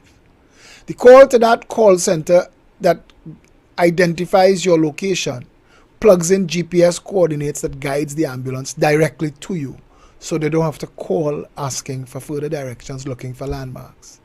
A call to a call center that guides the ambulance to your house in under 10 minutes, the magic time that science suggests required to save patients in emergencies such as heart attack, stroke, and other massive failure. The paramedic operated ambulance is stocked and equipped with everything to treat with just about every emergency. But in specialized cases, there are special kits that they could add in quick time. And that is why the questions that a trained operator asking would advise them and guide them so that when they come to you, your treatment begins during transportation. The paramedics then take full responsibility for you and initiate conversation with the closest emergency room where they're taking you. The doctor on call or the person in charge would then exchange information with the paramedics so as to further guide the treatment that is being done while you're being transported to the emergency room, and the emergency room would be preparing to receive you. Arriving at the hospital, the paramedics are greeted by the emergency room team who takes full control of you, guides you into the treatment room, puts you onto a bed, releases the stretcher, and releases the paramedics and the ambulance. In a first world country, at that point, the emergency room staff are responsible for you, and they treat and discharge you, or they treat and admit you to hospital for further treatment. If at any point along the way, the worst should occur and you expire, there are morbidity and mortality conferences that you can request beyond an autopsy if suspicion exists that someone along the way was remiss in their responsibility or negligent. And everyone in that chain, from the operator at the call center to the ambulance driver, the paramedic, the emergency room team, and any doctors and nurses treating with you after, are aware that there are serious consequences for malpractice, including charges of depraved indifference to human life. This is the level of public health we are entitled to in this country. We spend $5 billion a year for our public health and get this fiasco in exchange. Isn't it time we did better? The Progressive Empowerment Party says so, and says that there are people in the world that we could hire and empower and employ to provide proper, adequate, professional, first world public health in Trinidad and Tobago, as described before. We can have a better country. We can have proper health care. It's a matter of voting, it's a matter of choice. What we do next is important. I am Philip Edward Alexander, and this has been a little more than 3 minutes to a better Trinidad and Tobago.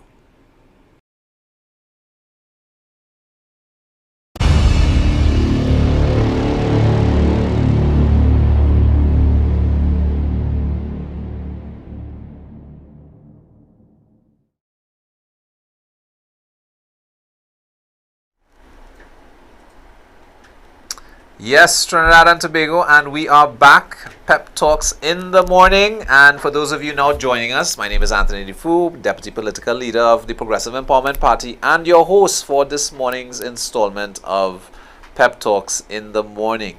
We've had an action-packed show so far. A lot's been talked about. We did a little feature before in the last hour with Mr. Javed Bashk. He is General Manager of Grass Lab Herbal Supplements. His forte is basically the medicinal applications of cannabis and its uses and so on. And why we were having this discussion was due to the decriminalization of marijuana in Trinidad and Tobago.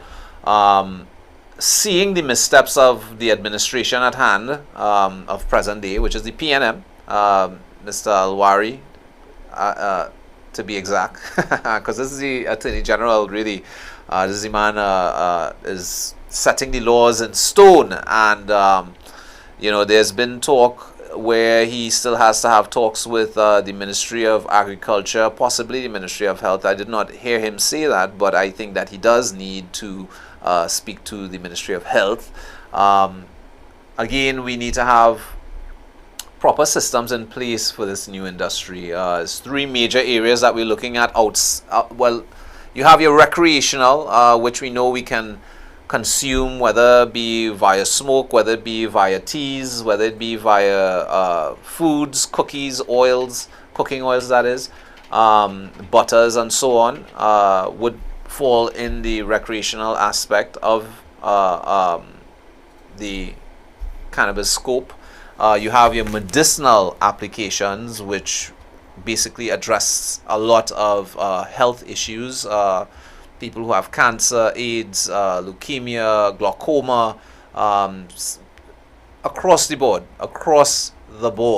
And last but not least, you have your industrial application, where we were talking earlier about hempcrete, which is a concrete block which is also fabricated with components of hemp, which allows this block to be much lighter, much stronger, fire retardant, waterproof, insulated. It's simply a no-brainer, you know. And just to see our administration taking the steps that they're taking in not providing proper protocol, a proper industry standard or policy in which we should be operating under. You know, they're still looking for certain answers and still looking to streamline certain things, and I just think they've had way more than enough time to do the research which was necessary to bring the interest seekers or invested players across the board, from the small man to the corporate tykes. The point is that, again, misstep in public office. They simply don't know what they're doing, really and truly, because you know, under Progressive Empowerment Party's administration, if we were the ones that were putting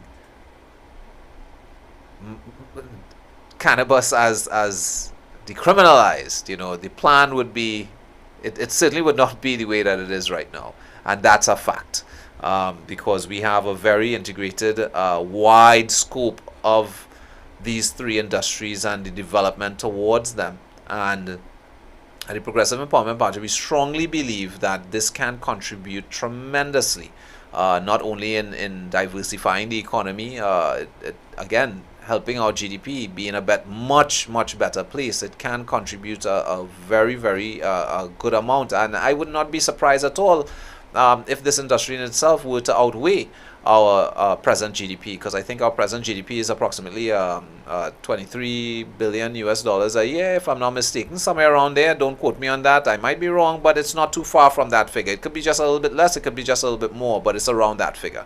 But with that said, you know, again, we keep saying all the time, you have places like Dubai that, well, not Dubai, Singapore, half the size of Trinidad, and their GDP is clocking over 300 billion US dollars.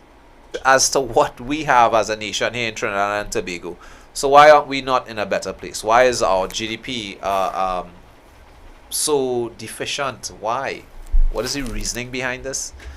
The reasoning that we've seen is poor leadership.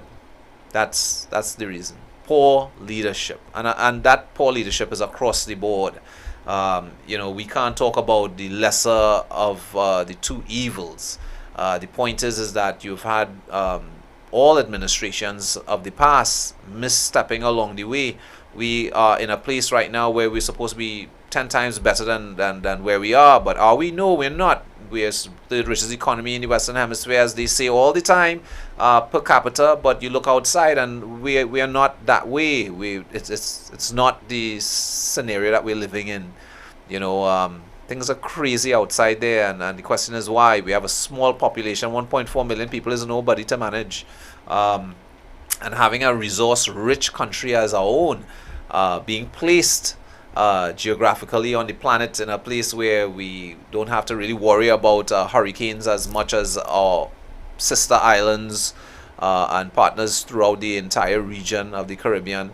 I mean, really, Trinidad, what are we doing, boy? What are we doing? But, you know, I want to get into the habit of not focusing too much on the past.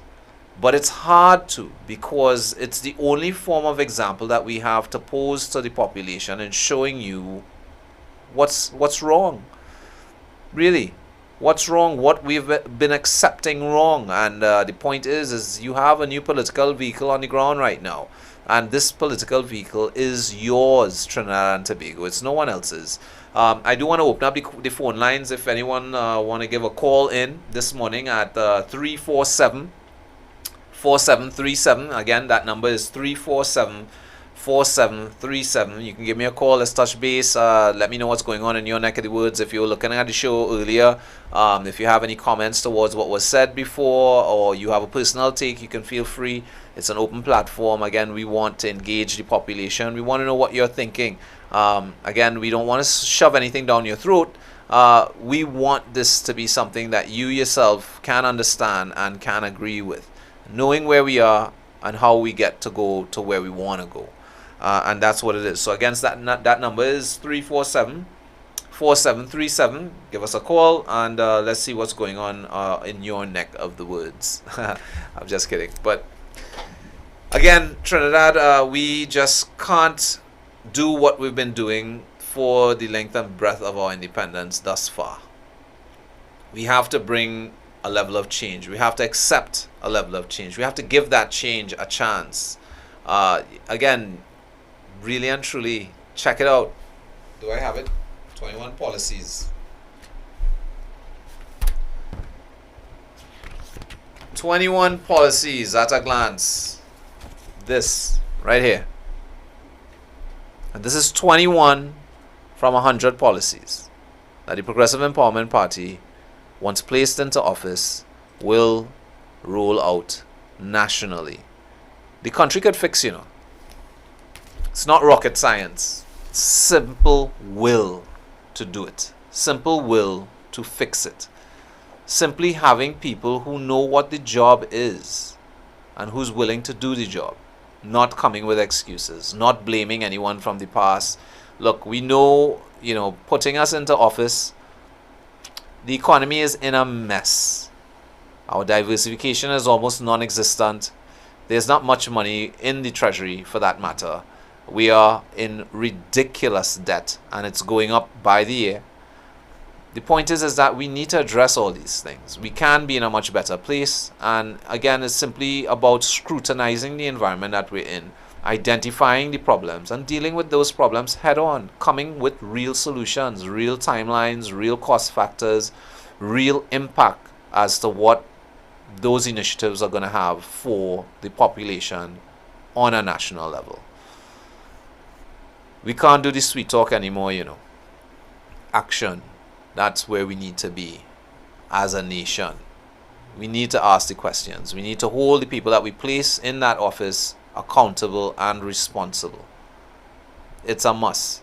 Because again, they're not there on their own behalf. They're there on the behalf of the people of Trinidad and Tobago. And no matter who you support, it does not matter who you support. The point is that being in office, you seek the interests of the citizenry as a whole.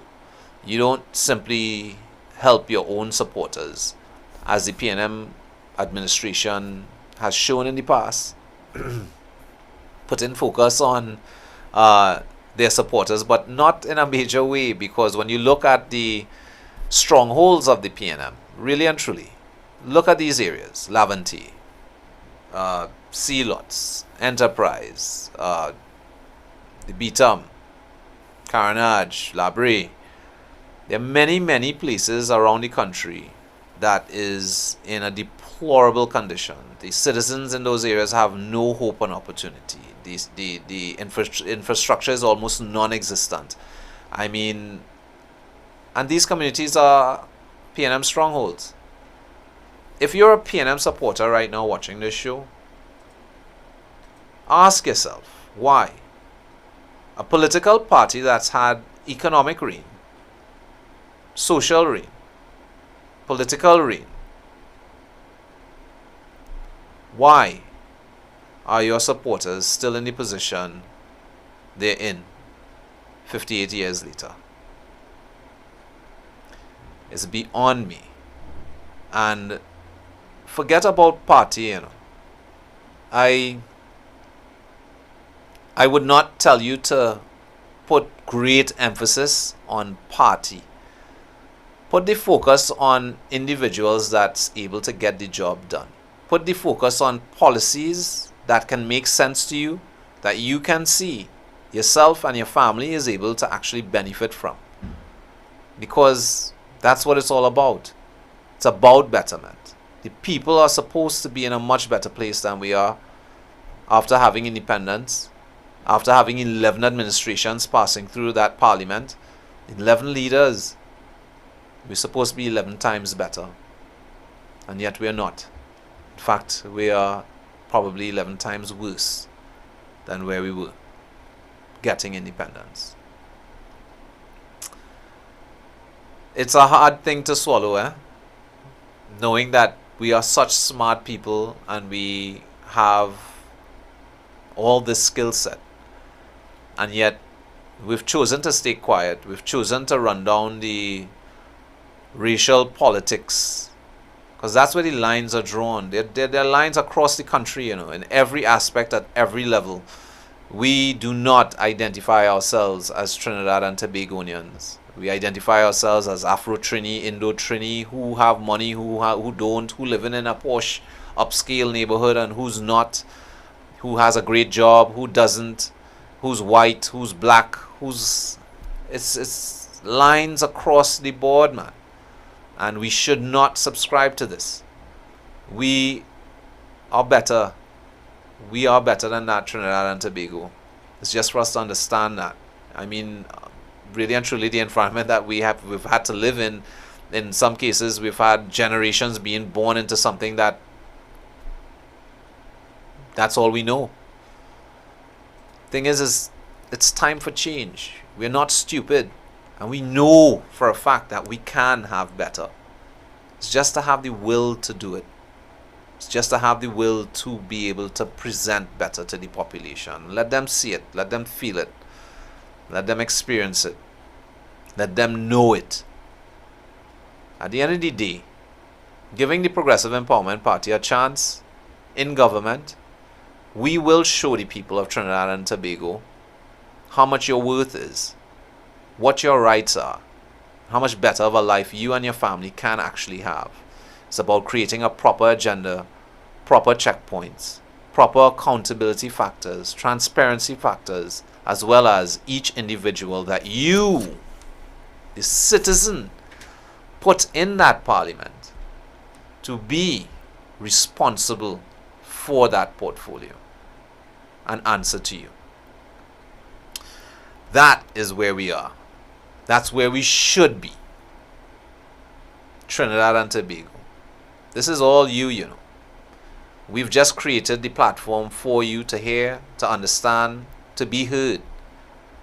But you still have to take that next step. You have to accept change. You have to want change. And I'm saying that the Progressive Empowerment Party is that change.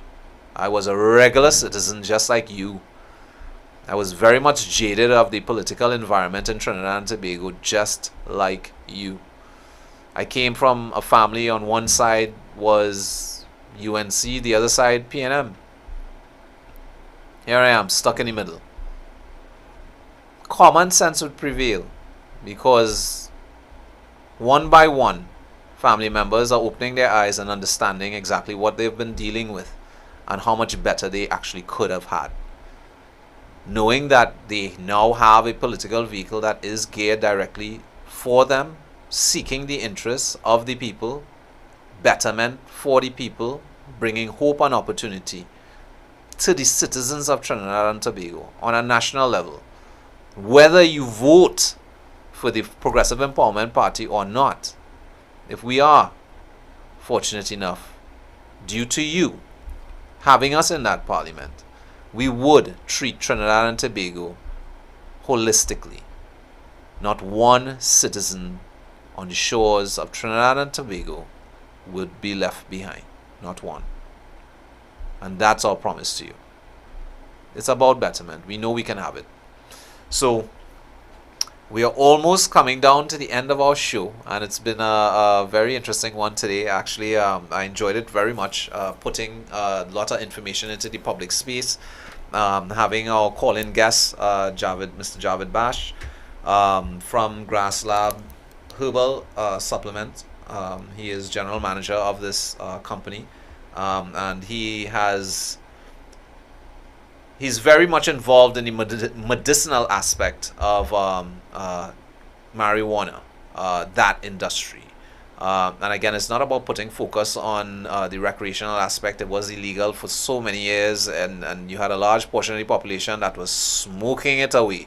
A lot of young people, it was creating an environment of crime. That was, I heard on the grapevine, all the drugs and guns coming into the country. Our guys don't get paid with cash. They actually get paid with marijuana, ironically.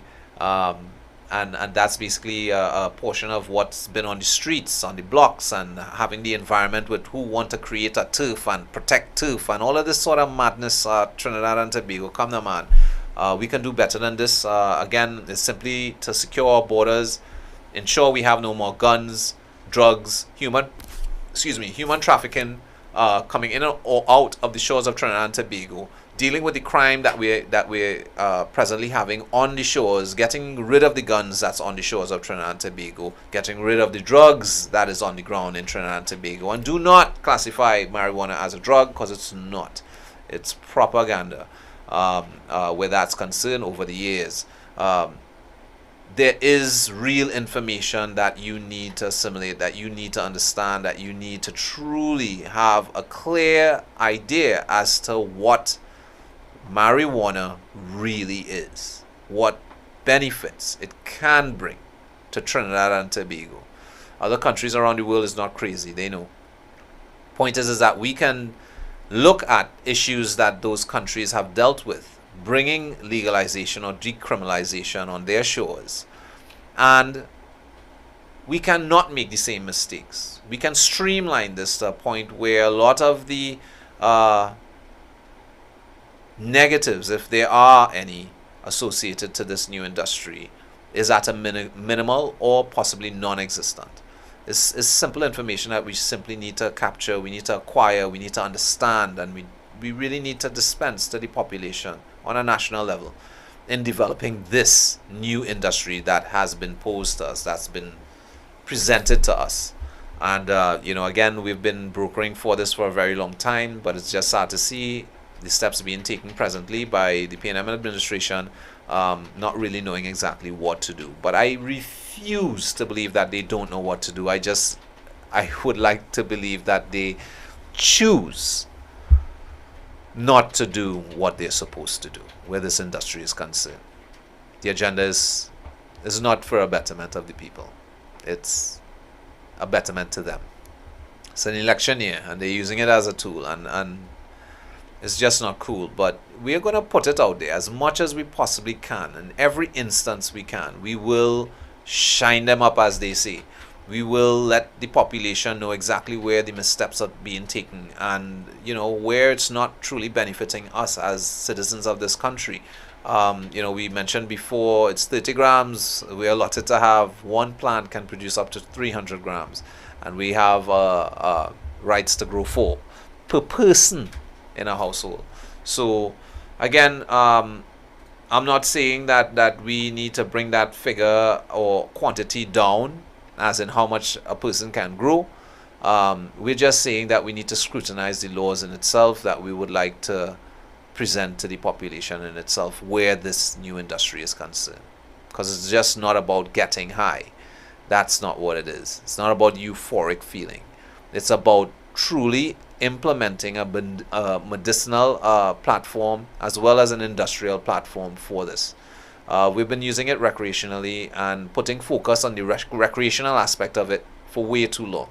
There's a whole lot of money that can be contributed to our economy if we look at those other two areas, such as the industrial applications as well as the medicinal applications. I'm really, really excited about this because, again, we dive right into the agriculture sector, and this is a sector where we want to do major development under a Progressive Empowerment Party administration. Again, our mandate is to ensure we can be food independent. We are able to feed the population, bring the price of food product down, and minimize on the imports of foods more and maximize on the exports of our foods. And again, that would bring greater contribution to the economy in itself and greater benefit to the people of Trinidad and Tobago. That's our mission, that's our mission. It's not about trying to run into no treasury and see who could thief and who could run bubble and all of that. No, Trinidad and Tobago. Again, one of the first initiatives that we plan to make is recall going into that parliament. We, the Progressive Empowerment Party, would be, if we are in that parliament, placed there by you, would be the first administration being exposed to that law. Understand that. So you, the population, actually have an opportunity for us to be the first ones, if we are not performing to your liking, and actually bringing a level of betterment and sanity to you as a citizen of Trinidad and Tobago. There would be checkpoints along the way where you can say, hey, I don't like how that guy is performing. There's misbehavior, there's whatever. And if, the system or model that be indicates that the people say they would like to have you vacate that seat and possibly have a localized election for that seat in itself to have a replacement there. Again, it would be your prerogative to do so. It would be your right to do so. And again, we want to give the power back to the people. It's about you, Trinidad and Tobago. We can have better, and that's the reality of it. So I think it's that time. My time is all up. Director, you didn't even give me a heads up on that. So again, I thank you guys so much for tuning in for today's installment of Pep Talks in the Morning. Again, my name is Anthony Defoe, Deputy Political Leader of the Progressive Empowerment Party and your host on this fine Monday morning. And I do hope that you got enough information that basically got your thinking juices flowing. And again, check us out on Facebook, on the PEP page. We're also on YouTube, Instagram. We're all over social media. We have a few things coming up. In fact, I believe we have an event taking place in the next 2 weeks, presentation of candidates, actually. So look out for that. So again, stay tuned tomorrow. Trinidad and Tobago. I believe we have Felicia Holder that's going to be holding it down tomorrow, Tuesday. So look out for that. And I believe she's going to have an action-packed show. So once again, thank you so much for checking us out this morning. My name is Anthony Defoe. Have a wonderful day, Trinidad and Tobago. Bye-bye.